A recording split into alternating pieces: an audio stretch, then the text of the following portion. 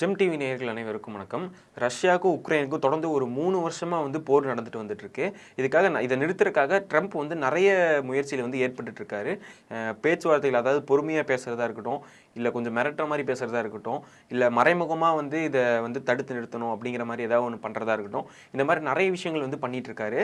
அந்த மாதிரி தான் நமக்குமே இந்த டாக்ஸ் பிரச்சனை உண்டாச்சு. நம்ம இந்தியாவுக்குமே ஒரு மெயின் ரீசன் இல்லை, ஒரு பாதி ரீசனாக இதையுமே சொல்லலாம்.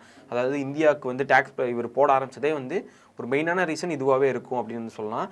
இதுக்கடுத்து போரை நிறுத்துறதுக்காக மிரட்டுற மாதிரி சொல்லியிருக்காரு. அதாவது ரஷ்யாவை மிரட்டுற மாதிரி நான் இவங்களுக்கு இப்படி ஹெல்ப் பண்ணுவேன் அப்படிங்கிற மாதிரி மிரட்டி ஒரு அறிக்கை ஒன்று வெளியிட்டிருக்காரு. ஸோ அது என்ன அப்படிங்கிறது எல்லாமே டீட்டெயில்ஸாக நம்ம பார்க்கலாம்.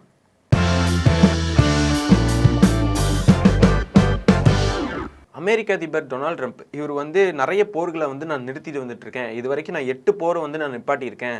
அடுத்து உங்கள் போரையும் நிப்பாட்டிடுவேன் அப்படின்னு சொல்லி இஸ்ரேல் பாலஸ்தீன் பிரச்சனையும் நான் நிப்பாட்டியிருக்கேன். ஸோ அதே மாதிரி நான் உங்களோடதையும் நிப்பாட்டுவேன் அப்படிங்கிற மாதிரிலாம் சொல்லியிருக்காரு. இஸ்ரேல் பாலஸ்தீன் பிரச்சனை நடந்துட்டு இருக்கும் போதே இந்த ரஷ்யாவுடைய பிரச்சனையும், அதாவது ரஷ்யா உக்ரைன் நடந்துட்டு இருக்க இந்த வாரையும் நிப்பாட்டுறதுக்காக நிறைய முயற்சிகள் எடுத்துகிட்டு வந்துட்டு இருந்தார்.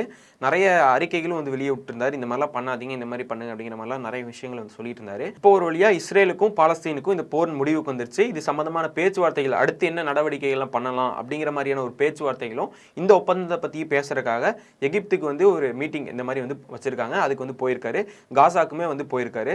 ஸோ இது தொடர்ந்து இதுக்கு முன்னாடி என்ன அறிக்கை விட்டுருக்காரு, இதுக்கு போறதுக்கு முன்னாடி இந்த உக்ரைன் ரஷ்யா போரை நிப்பாட்டுறதுக்காக என்ன பண்ண போறேன் அப்படின்னு அறிக்கை விட்டுருக்காரு அப்படின்னு பார்த்தீங்கன்னா, டாம் ஹோக் அப்படிங்கிற ஒரு ஏவுகணை அமெரிக்கா கிட்ட இருக்கு. இந்த டாம் ஹோக் அப்படிங்கிற இந்த ஏவுகணை என்ன அப்படின்னு பார்த்தீங்கன்னா, அதாவது இந்த மிசைல் என்ன அப்படின்னு பார்த்தீங்கன்னா, இது நார்மலாக நம்ம நார்மலாக மிசைலில் இது பார்த்துருப்போம். இதுக்குன்னே ஒரு தனியாக ஒரு ட்ரக்கு மாதிரி ஒன்று ரெடி பண்ணியிருப்பாங்க. அதுலேருந்து போய் தாக்குற மாதிரி தான், வான்லேருந்து வான்வழியாக போய் தாக்குற மாதிரி தான் செட் பண்ணியிருப்பாங்க. ட்ரோன் மூலியமாக தாக்குவாங்க. இந்த மாதிரி தான் இருக்கும். ஆனால் இந்த மிசைல் எப்படி இருக்கும் அப்படின்னு பார்த்தீங்கன்னா, ஒரு நீர்மூழ்கி கப்பலாக இருக்கட்டும், அப்படி இல்லைன்னா போர்க்கப்பலாக இருக்கட்டும், இந்த மாதிரி இடத்துலேருந்து தான் போய் தாக்கும் அப்படின்னு சொல்கிறாங்க. இது தரையோட கீழ்மட்டத்திலேருந்து தான் போய் தாக்கும் அப்படின்னு சொல்கிறாங்க.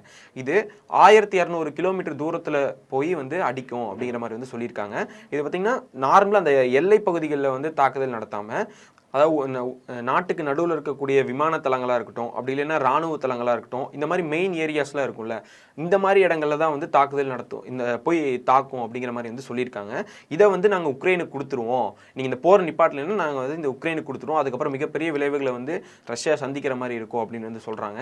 ரஷ்யாவுக்கும் அமெரிக்காவுக்கும் இதுதான் ஒரு பிரச்சனையாக இருந்தாலுமே ஒரு வகையில் ஒரு நட்பு நாடு மாதிரி தான் இருந்துட்டு இருக்காங்க. நம்ம நார்மலாக இப்போ பேசிக்கிறது, ஆனாலும் ஒரு மாதிரி கூப்பிட்டு நார்மலாக பேசிக்கிற மாதிரி, நம்ம இப்போ இந்தியாவும் அமெரிக்காவும் நார்மலாக பேசிக்கிற மாதிரி அவங்களுமே பேசி ஒரு நல்ல ஒரு முடிவுலாம் எடுத்துட்டு இருப்பாங்க. இப்போ இந்த ஏவுகணை, ஆனால் இதுக்கு முன்னாடியே உக்ரைனுக்கு அமெரிக்கா உதவி செஞ்சுட்டு தான் இருந்தாங்க இந்த போருக்காக. அதே மாதிரி தான் இஸ்ரேல் பாலஸ்தீனுக்குமே இஸ்ரேலுக்கு அமெரிக்கா உதவி செஞ்சுட்டு இருந்தாங்க. இப்போ போரை நிறுத்துறதுக்கான பேச்சுவார்த்தையில் ஃபஸ்ட்டு போய் கேட்டது நெதன்யாகு அவர்கிட்ட தான் பேசி, அதுக்கப்புறம் தான் ஹமாஸ் கிட்ட போய் பேசி இந்த போரை முடிவுக்கு கொண்டு வந்திருக்காங்க. அதே மாதிரியே ரஷ்யா உக்ரைன் இந்த போரையுமே நிறுத்துறதுக்காக பேச்சுவார்த்தை எடுத்துட்டு இருக்காரு. நிறைய வகையில் பேச்சுவார்த்தை வேற மாதிரி சொல்லிட்டு இருக்காரு.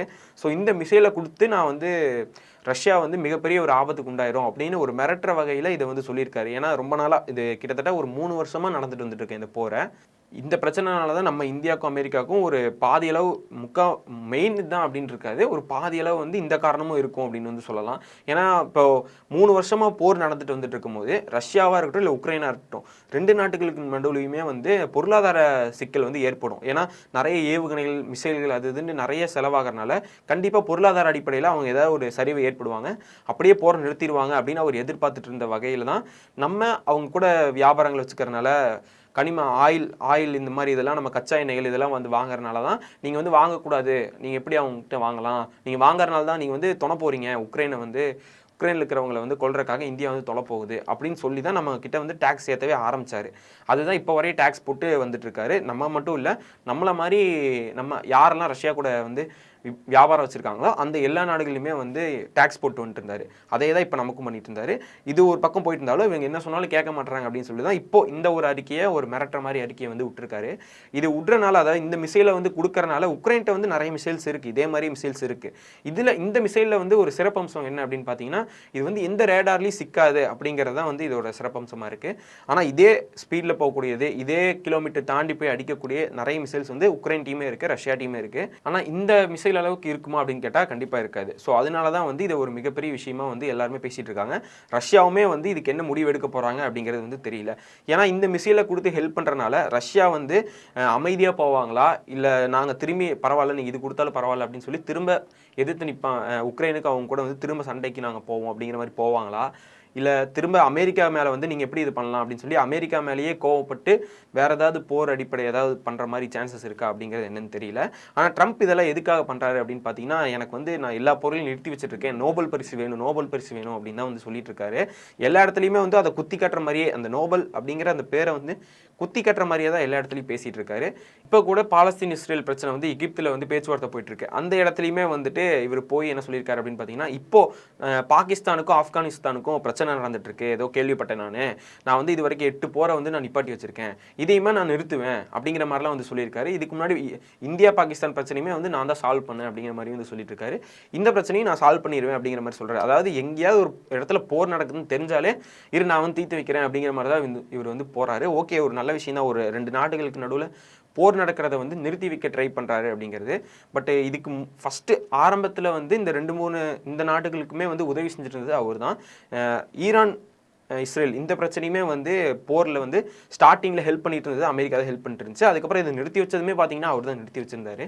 இந்த மாதிரி தான் நிறைய விஷயங்கள் பண்ணிட்டு இருக்காரு. இவர் லாஸ்ட்டாக அவர் பதவியேற்ற நாள்லேருந்தே நிறைய விஷயங்கள் இப்படி தான் வந்து பண்ணிட்டு இருக்காரு. நிறைய முடிவுகள் சீக்கிரமாக எடுக்கிறதா இருக்கட்டும், திடீர்னு ஏதாவது ஒரு முடிவெடுத்து ஒரு அறிக்கையை வெளியே விடுறதா இருக்கட்டும், இந்த மாதிரி நிறைய விஷயங்கள் வந்து ட்ரம்ப் பண்ணிட்டு இருக்காரு.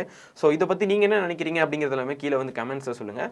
ரஷ்யா வந்து இந்த மாதிரி மிரட்டல், இவர் விட்ட மிரட்டலுக்கு வந்து பயப்படுவாங்களா, இல்லை போர் முடிவுக்கு கொண்டு வரதை பற்றி பேச்சுவார்த்தை எடுப்பாங்களா, இல்லை திரும்ப இது அப்படி உக்ரைன் ரஷ்யாவோட முடிஞ்சிடாமல் திரும்ப ரஷ்யா வந்து அமெரிக்கா பக்கம் திரும்புவாங்களா அப்படிங்கிறது எல்லாமே கீழே வந்து கமெண்ட்ஸில் சொல்லுங்கள்.